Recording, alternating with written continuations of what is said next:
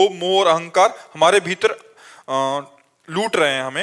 महाराज जी, विकार बहुत शक्तिशाली प्रतीत होते हैं और मैं प्रतिदिन किसी ना किसी एक के भगवान प्रभाव से में आकर। बढ़कर नहीं है, किसका प्रश्न है? भगवान से बढ़कर के नहीं है। भगवान से बढ़कर है भगवान का नाम, भगवान से बढ़कर के है भगवान का प्रेम, क्योंकि भगवान नामाधीन है और भगवान प्रेमाधीन है। यदि हम भगवान का नाम जप करें और भगवान से प्रार्थना करें तो काम आदि दोष जितने हैं ये सब मन पर प्रभाव डालते हैं। मैं मन नहीं हूँ, बात समझना है। मैं मन को जानने वाला हूँ, मैं मन नहीं। जैसे मन अशांत है तो ये आपने जाना ना, तो जानने में आने वाला और जानने वाला दोनों अलग अलग हो गए। मन जानने में आने वाला है और मन को जो जानने वाला है वो आप है, आप मन नहीं है। मन में ही काम क्रोध आदि का आवेश होता है। मन ही जब निश्चय करता है तो बुद्धि हो जाता है, चिंतन करता है तो चित्त हो जाता है, क्रिया स्वीकार करता है तो अहंकार हो जाता है। इसलिए एक मन को ही अंतःकरण चतुष्टय कहा गया।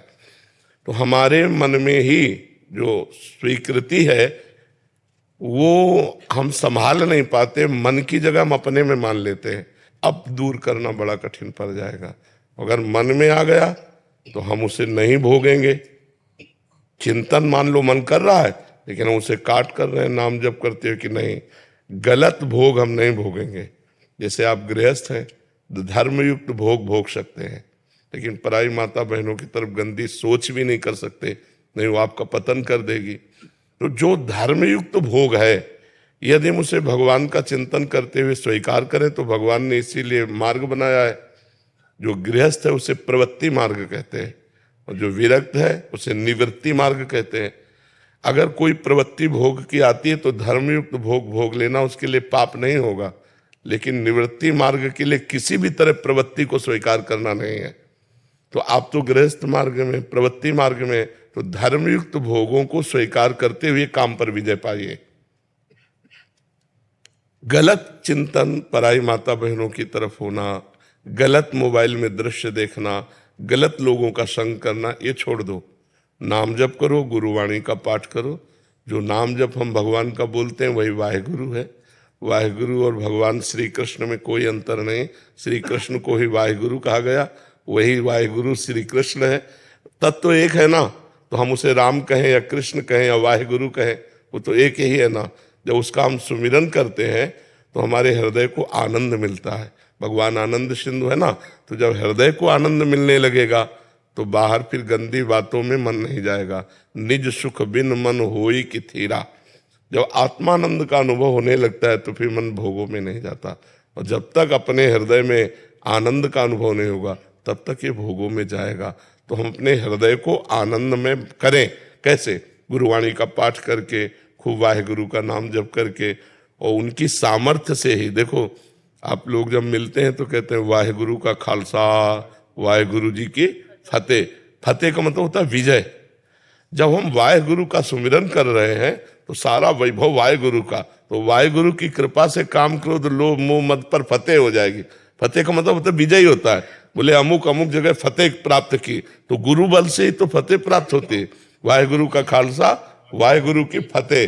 तो गुरु के चरणों का आश्रय लेकर जब हम भजन करते हैं तो काम क्रोध पर फतेह प्राप्त कर लेते हैं।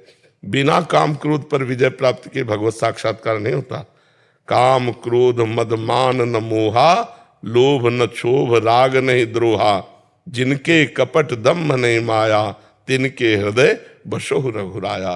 भगवान उसी के हृदय में प्रकाशित होते हैं सबके हृदय में, लेकिन प्रकाशित उसी के हृदय में होते हैं जहाँ काम क्रोध मद मान न मोहा, जहाँ अहंकार नहीं, मोह नहीं, जहाँ काम नहीं, जहाँ क्रोध नहीं, जहाँ लोभ नहीं, वहीं भगवान प्रकट हो जाते हैं। तो खूब नाम जप करो और भगवान से प्रार्थना करो। कुलदीप जी, राधे राधे। महाराज जी, मैं अपने परिवार और बच्चों की जिम्मेदारियों के कारण, काम के कारण एक नियमित समय पर सुबह बैठकर प्रार्थना और भक्ति करने में असमर्थ रहती हूँ। अक्सर मैं नहीं, ऐसा हमने कभी किसी को आदेश नहीं किया कि आप एक नियमित समय में भजन कीजिए। ये विरक्त साधक के लिए है। गृहस्थ साधक के लिए तो हमने यही कहा है कि आप सुबह उठे हो, आपका पति ऑफिस जा रहा है तो आप रसोई तैयार करो अपने पति में भगवान का भाव करो और उसको भोजन पाओ, क्योंकि वो बेचारा 8-10 घंटे के लिए बाहर जा रहा है। अब आप अपनी पूजा विस्तार करके बैठ जाओ, उसका टिफिन नहीं तैयार, उसका भोजन नहीं तैयार, बच्चों के लिए स्कूल जाना है वो तैयार नहीं। तो गृहस्थी में ऐसी बात नहीं। गृहस्थी में रसोई बना रहे, राधा राधा राधा, झाड़ू लगा रहे, राधा राधा राधा, जो काम कर रहे हैं भगवान का नाम लेते हुए करो और पहले अपने परिवार की सेवा करो। गृहस्थी में सबसे बड़ी पूजा है अपने परिवार की सेवा करना। मूर्ति विराजमान करके पूजा कर रहे हैं और साक्षात जो भोग लगाने के लिए हो उनको हम ऐसे परेशान करें नहीं। पति कह रहा पानी लाओ, बोले शंकर जी में चढ़ाया हुए, पहले पति रूप शंकर जी का त्याग करे तो वहां शंकर जी कोई जल थोड़ी लेने वाले। ऐसे ही भाव से अपने परिवार की पूजा करो। पुत्र में भगवान, पति में भगवान, सास ससुर में भगवान, और कहीं मंदिर जाओ चाहे ना जाओ, अपने घर में ही मंदिर है, घर में ही प्रभु विराजमान। काहू सो कहाँ जहाँ प्रभु ना है।